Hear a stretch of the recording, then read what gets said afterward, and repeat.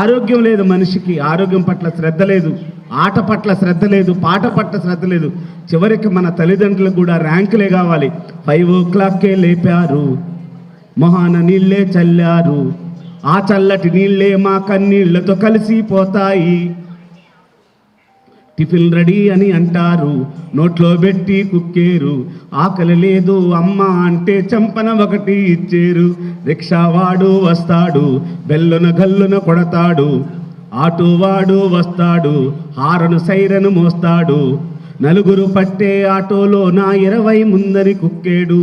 Top లేని రిక్షాలోన, traffic జాముల్లోన బతికాము చాలే అంటూ ఆనందంగా బడిలోకి అడుగులు పెడతాము.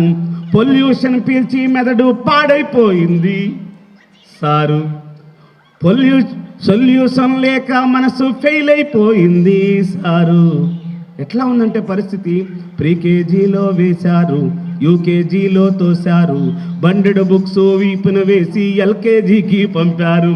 పుస్తకాలు మోసి మోసి అంటే నేను అబద్ధం, వాళ్ళ చప్పట్లు నువ్వు పాడుతుంది నిజమని చెప్తున్నాయి, అందుకనే చప్పట్లు. ప్రీకేజీలో వేశారు, యూకేజీలో తోశారు, బండెడు బుక్స్ వీపున వేసి ఎల్కేజీకి పంపారు. పుస్తకాలు మోసి మోసి నడిమే వంగిపోతుంది, భవిష్యత్తులో గూను వచ్చునని భయమే పడుతుంది. ఫస్ట్ ర్యాంకు రాకుంటే పట్టుకొని కొడతారు, ఫస్ట్ ర్యాంకు రాకుంటే పట్టుకొని కొడతారు. 60 మందికి ఫస్ట్ ర్యాంకును టీచర్ ఎట్లా వేస్తుంది?